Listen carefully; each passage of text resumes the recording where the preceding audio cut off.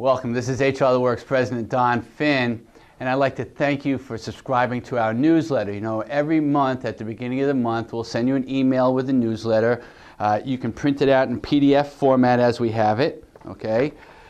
You can also listen to the podcast that I've done, audio roughly 30 minutes length, or you can certainly see it on the blog site. And if you go to the blog site, you'll realize that we post that every month, but I'm also posting additional information, so you might actually want to subscribe to the RSS feed on the blog site as well.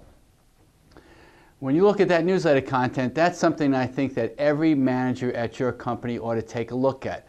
They ought to know the law surrounding the work they do every day, and it's not just about the law that goes into that. So let me share with you just a minute about the effort I put together to put that newsletter out there. To begin with, I read every single lawsuit case, employment case that comes out every month through a subscription service called Phin Law. It's free. You can do it as well. And I look through that and I say, okay, what cases really teach us some new information versus just being a rehash of something that we've known all along? So if it's a typical sexual harassment scenario, well, I'm not going to talk about it. But if they expand the law of retaliation harassment like they just recently did, I'm going to let you know about that. So what I realize is I'm not just going to put out content just to put out content. I'm going to put out the content that's important to you. All right.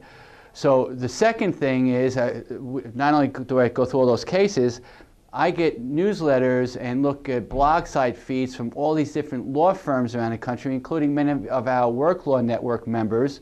And as you'll notice in the newsletter, we cut and paste out of some of their articles as well. We have that permission to do so. They've been just a wonderful partner.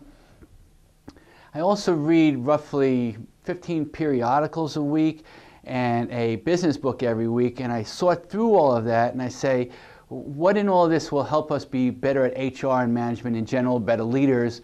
And you'll see that I put some of that content into the newsletter as well. And at every newsletter, we also have a form of the month, and we've got some 220 of them on HR That Works. So I'm not worried about what we give away in the newsletter when we've got so many more. Take advantage of those forms. Some of the very best in the country. Inc. Magazine thinks they're the best. That's why they license the forms from us. So I hope you enjoyed the newsletter. Any feedback on it, let me know. Feel free to share it with other people. And if you're not a HR That Works member, I hope that you'll become one soon. Thank you very much.